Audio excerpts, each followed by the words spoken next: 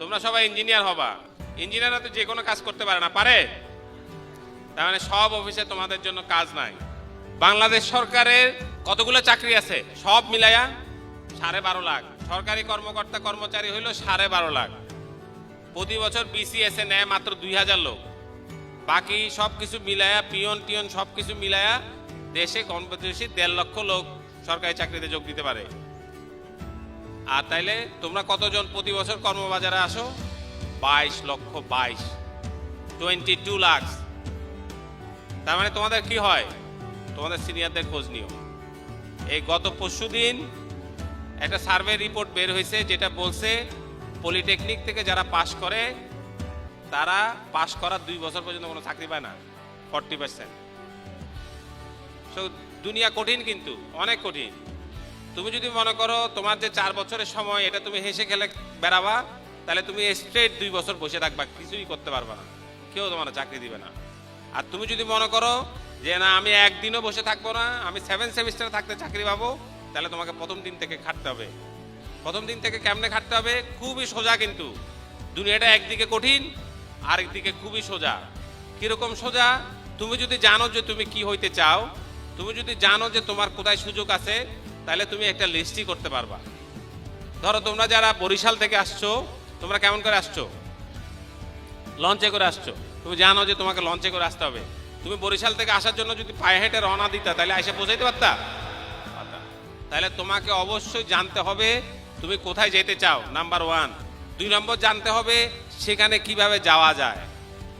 এখন দেখো আমাদের সামনে খারাপ দিনগুলো কি। 1 নম্বর খারাপ দিন হইল এখন পর্যন্ত যে সমস্ত বিদেশিরা আছে তারা একটু মিড লেভেল বা উপরের দিকে আছে, তারা নিচের দিকে না, মানে ফ্রেশ ইঞ্জিনিয়ারদের সঙ্গে এখনো কম্পিট করে না।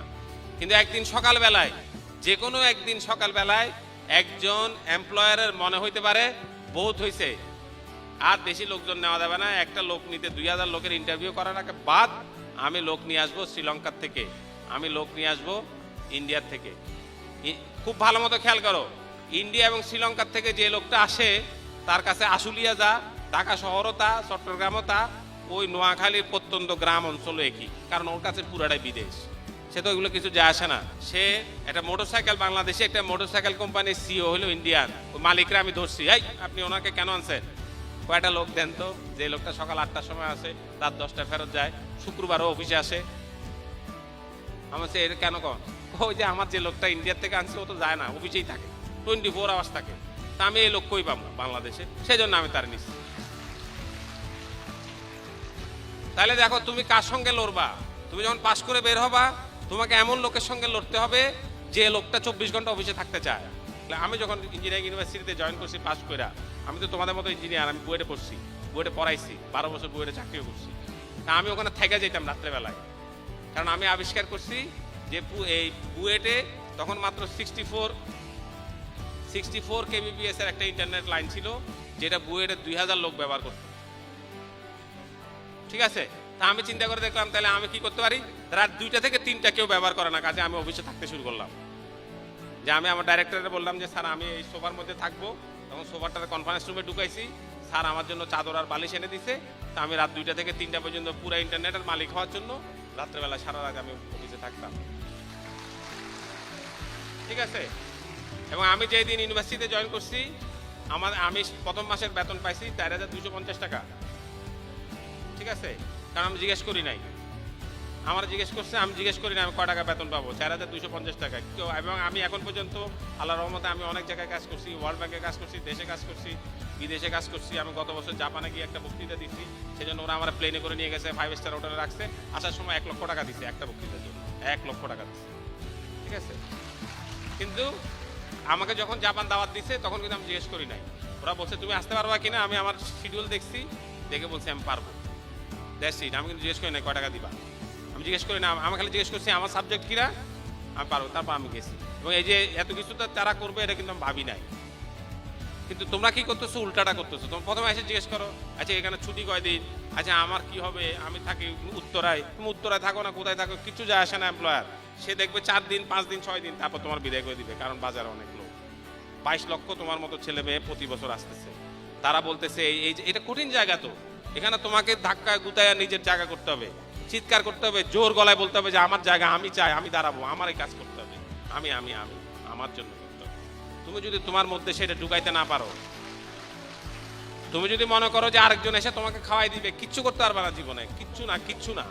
তোমাকে নিজেকে তৈরি করতে হবে। খুব সোজা, কি হইতে চাও আজকে গাও, আজকে হিসাব করো যে আমি পাশ করে এইটা করব, অথবা পাশ করে আমি ডেপুটি ইউনিভার্সিটিতে ভর্তি হবো, আমি এখানে ভর্তি হবো, এখানে ভর্তি হবো। তাহলে ওরা কি চায়, হ্যাঁ না? ওরা কি কি তোমার কাছে কি কি কোয়ালিটি চায়? যদি পাশ করে চাকরি করতে চাও তাহলে কি কি কোয়ালিটি চায়? যে কোনো ওয়েবসাইটে বিডি জবসে যাও, চাকরি.com-এ যাও, যে এনআরবি বাজারে যাও, যে কোনো ওয়েবসাইটে গেলেই দেখবা যে কি কি চাইছে, তাই না? তোমরা সবাই তো, তোমরা যারা সবাই পাস করতেছো সবারই তো সার্টিফিকেট আছে পলিটিক্যাল, তাহলে তোমাকে কেন চাকরি দিবে আরেকজনকে না দিয়ে? তুমি কেন আলাদা? নিজেকে আলাদা বানাও, বি ইউনিক। তোমরা হয়তো অনেকে জানো যে আমি গণিত অলিম্পিয়াড করি, তা আমরা যখন আমাদের ছেলে মেয়েদেরকে ট্রেনিং দেই তখন এরকম নানান রকম বুদ্ধি করি। আমাদের যে মেয়েটা প্রথম MIT-তে পড়তে গেছে, তো সেখানে সে প্রথম বছরে ফার্স্ট সেমিস্টারে আবিষ্কার করলো যে একটা প্রবলেম দেওয়া হয়েছে, যে প্রবলেমটার জন্য কোনো নম্বর নাই। সারা পৃথিবীতে লোক কিন্তু নম্বরের পিছনে দৌড়ায়, এটা নিয়ে ভয়ের কিছু নাই, এটা নম্বর নাই, কিছু নাই, গ্রেড নাই, কিছু নাই, কেউ আর এটা করে না, দূর বাদ। তারপর হঠাৎ করে তারা আবিষ্কার করলো যে হঠাৎ 4 দিনের একটা ছুটি আছে, যেখানে কোনো কাজ নাই, কোনো হোমওয়ার্ক নাই, কোনো অ্যাসাইনমেন্ট নাই, কিছু নাই। তখন সবাই ওরা মনে করলো আচ্ছা ঠিক আছে, ওই স্যারের, উনি একজন নোবেল পুরস্কার বিজয়ী, যে ওনার প্রবলেমটা সলভ করা যায়। সলভ করতে নামলো, নাইমা দেখলো হয় না, প্রথম দিনই অর্ধেক লোক পালাইছে, দ্বিতীয় দিন আরো পালাইছে, এরকম করতে করতে বেশিরভাগে ছিল না। কিন্তু আমাদের মেয়েটা নাজিয়া চৌধুরী, ও আজকে ওর ছবি ছাপা হয়েছে প্রথম আলোতে, 3.5 দিনের মাথায় সে তার প্রবলেম সলভ করছে। প্রফেসরকে যখন বলছে, প্রফেসর বলছে আসো তোমার সাথে কফি খাবো।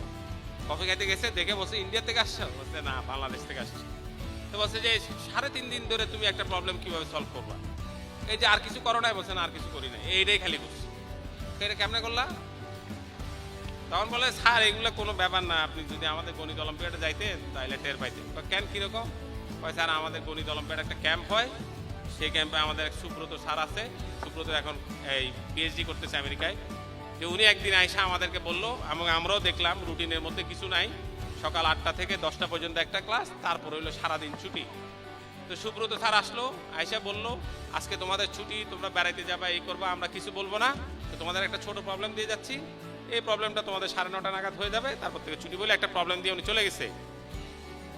তারপরে তারপর তার প্রবলেম সলভ হয় না। আমরা এদিক দিয়ে করি, এদিক দিয়ে করি, কিসের গোসল করা, কিছু খাওয়া দাওয়া, কিচ্ছু না। এই যে স্যার বললো 1 ঘন্টা হয়ে যাবে, সারাদিন হয়ে যাচ্ছে, এবং রাত 8টা পর্যন্ত ওই প্রবলেম সলভ হয় নাই। রাত 8টার সময় সুব্রত স্যার আসছে, আয়সা বলে কি এই তোমাদের প্রবলেম তো আজকে কেমন বেড়াইলা? আমরা এর বলে স্যার আপনি এগুলো কি করেন, আপনি একটা প্রবলেম দিচ্ছেন, সেটা তো আমরা কেউ সলভ করতে পারি নাই, আপনি বলছিলেন এটা সব সোজা। তখন সুব্রত স্যার বললো যাক বাঁচা গেছে। কেন?